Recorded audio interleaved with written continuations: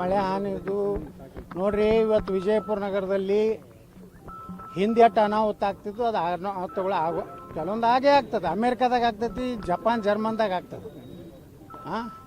ಸಣ್ಣ ಪುಟ್ಟ ಹಾಗೆ ಆಗ್ತಾವೆ, ಒಂದೆರಡು ಮನೆಗೆ ಬೀಳ್ತಾವೆ. ಅದನ್ನೆಲ್ಲ ನಾವು ಪರಿಹಾರ ಸರ್ಕಾರನೂ ನಮ್ಮ ಮಹಾನಗರ ಪಾಲಿಕೆ ಆಯುಕ್ತರು, ಜಿಲ್ಲಾಧಿಕಾರಿಗಳು ಎಲ್ಲರೂ ಅದಕ್ಕೆ ಏನೇನು ಪರಿಹಾರ ಕೊಡೋದು ಮಾಡ್ತಾರೆ. ನಾವು ಸ್ವಲ್ಪ ಅವ್ರಿಗೆ ಪರಿಹಾರ ಕೊಡ್ತಾ ಇದ್ದೀವಿ.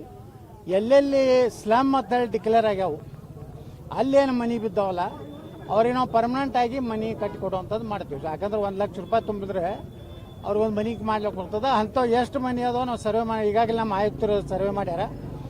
ಸ್ಲಮ್ ಮತ್ತು ಡಿಕ್ಲರೇಷನ್ ಏನಾಗ್ಯಾವ ಅಲ್ಲಿ ಸ್ಲಮ್ ಇಲಾಖೆಯಿಂದ, ಕರ್ನಾಟಕ ಸ್ಲಮ್ ಬೋರ್ಡಿಂದ ಮನೆ ಕಟ್ಟಿಕೊಡ್ತೀವಿ.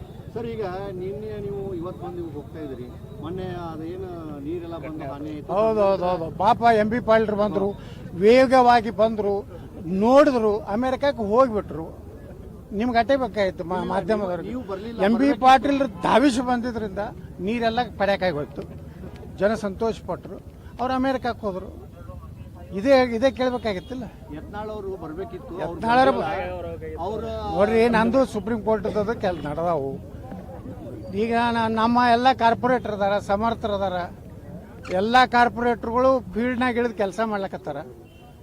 ನಾವು ಒಬ್ಬನೇ MLA ಮಾಡಬೇಕಾಗಿಲ್ಲ. ನಮ್ಮ ಕಾರ್ಪೊರೇಟ್ರು 17 ಮಂದಿ ಹಂಗೆ ಅದಾರ. ಅದಕ್ಕೇನು ವರಿ ಮಾಡೋದಿಲ್ಲ. MP ಪಾಟೀಲ್ರೇನು ಗಾಬರಿ ಆಗೋದು ಬೇಡ. ಒಂದು ದಿವ್ಸ ಬಂದವ್ರಿಗೆ ಈಗ ಅಮೇರಿಕಕ್ಕೆ ಹೋಗ್ಯಾರ, ದೊಡ್ಡದು ತಿಕೋಟ ಬಬಲೇಶ್ವರಾಗ ಮಳೆ ಹತ್ರ ಬಂದುಬಿಡ್ತಾರೆ ಅಮೇರಿಕ ಬಿಟ್ಟು.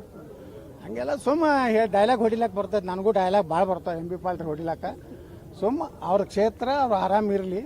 ಇಲ್ಲ ಆ ಮುಸ್ರಿಫನ್ ತೊಗೊಂಡು ಅಡ್ಡಾಡೋದು ಏನು ದೊಡ್ಡ ಇಲ್ಲೇನೋ ಪಾಕಿಸ್ತಾನ ಏನು ಆಗೋದಿಲ್ಲ. ಬಿಜಾಪುರ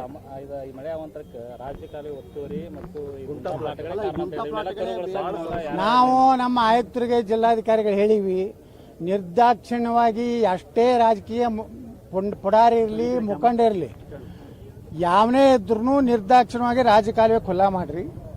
ಅಲ್ಲಿರುವಂಥವ್ರು ಯೋಗ್ಯರು. ಕೆಲವೊಂದು ಮಂದಿ ಏನಾಗ್ಯಾರ, ಭಾಳ ಶ್ರೀಮಂತರು ಅಲ್ಲಿ ಹೊಕ್ಕಾರ, ಚಲೋ ಮನೆ ಕಟ್ಟ್ಯಾರ. ಒಂದು ಕಡೆ ನೀವು ಅವ್ರ ಮನೆ ಒಳಗೆ ಹೋಗಿ ನೋಡಿದ್ರೆ ಕಲರ್ TV ಅದಾವು, ಅವರು ಮೋಟ್ರ್ ಸೈಕಲ್ ಕಾರುಗಳು ಇಟ್ಟಾರ. ಆದ್ರೆ ಅಲ್ಲೇ ಇರ್ತಾರೆ ಕೊಟ್ಟಿಗೋಡಿ ಮ್ಯಾಗೆ. ಚಲೋ ಮನೆ ಏನು ಕಟ್ಟಾರಲ್ಲ ಅಲ್ಲಿ ಬಾಡಿಗೆ ಕೊಟ್ಟಾರ. ಇಂಥವ್ರು ಭಾಳ ಮಂದಿ ಅದಾರ ಬಿಜಾಪುರ್ನಾಗ. ಈ DC ಆಫೀಸ್ ಮುಂದೆ ಏನಿತ್ತಲ್ಲ, ಅಂಥವ್ರು ಇದ್ರು. ಹಿಂದನೇ ನಮ್ಮ ಆಯುಕ್ತರು, ನಮ್ಮ ಹಿಂದಿನ ಜಿಲ್ಲಾಧಿಕಾರಿಗಳು ವಾಯ್ಸ್ ಪಾಲ್ಟ್ರ ಕಾಲದಾಗ ಅಂಥವು ಎಲ್ಲ ಮನೆ ಕೆಡಿ ತೆಗೆದ್ರೆ ಅಲ್ಲೆಲ್ಲ ಒಳಗೆ ನೀವು ಹೋದ್ರೆ ಅವ್ರ AC ಗೀಸಿ ಹಚ್ಕೊಂಡಿದ್ರು. ಅವ್ರು ಬಡವ್ರು ಇರ್ತೀರ. ನಿಜವಾದ ಯಾರು ಬಡವರು ಅದಾರ ಅವ್ರಿಗೆ ಪರ್ಯಾಯ ವ್ಯವಸ್ಥೆ ನಾವು ಮಾಡ್ತೀವಿ. ಈಗಾಗಲೇ ನಮ್ಮ ಆಯುಕ್ತರು, ಜಿಲ್ಲಾಧಿಕಾರಿಗಳು, ನಮ್ಮ ಜಿಲ್ಲಾ ಉಸ್ತುವಾರಿ ಸಚಿವರು ನನ್ನ ಜೊತೆ ಮಾತಾಡ್ಯಾರ. MP ಪಾಟೀಲ್ರು. ನಾ ಹೇಳಿದ್ದೀನಿ, ನಾವು ಎಲ್ಲ ರೀತಿ ಸಹಕಾರ ಕೊಡ್ತೀವಿ. ವಿಜಯಪುರ ನಗರದ ಇಂಥ ಅನಾಹುತಗಳಿಗೆ ಕಾರಣ ಏನಂದ್ರೆ ರಾಜಕಾಲುವೆಗಳು ಬಂದ್ ಮಾಡಿಕೊಂಡು ದೊಡ್ಡ ದೊಡ್ಡವರು ಮನೆ ಕಟ್ಕೊಂಡಾರ, ದೊಡ್ಡ ದೊಡ್ಡ ಅಂಗಡಿ ಹಾಕೊಂಡು ಕೂತಾರೆ.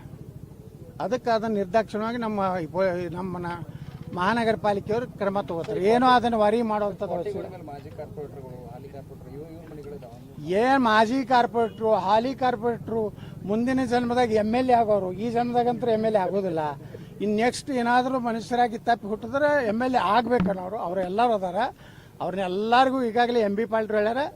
ನಾ ಹೇಳೀನಿ MP ಪಾಟೀಲ್ರಿಗೆ ಸಂಪೂರ್ಣ ಸಹಕಾರ ನಾ ಬಿಜಾಪುರ ನಗರ ಶಾಸಕರ ನಾನು ಕೊಡ್ತೀನಿ. ಎಷ್ಟು ಒತ್ತುವರಿ ತೆಗಿತೀವಿ, ಎಷ್ಟು ಇಂಥ ರಾಜಕಾರಣಿಗಳದಾರ, ಮಾಜಿ ಅವರು ನೆಲ ಕಿತ್ತು ಹೊಡಿತೀವಿ. ನಿಜವಾದಂಥ ಬಡವರು ಯಾರದಾರ ಅವರಿಗೆ ನಾವು ಪ್ರಧಾನಮಂತ್ರಿ ಆವಾಸ್ ಯೋಜನೆಯಲ್ಲಿ ಆಗಲಿ, ಸ್ಲಮ್ ಬೋರ್ಡ್ನಿಂದ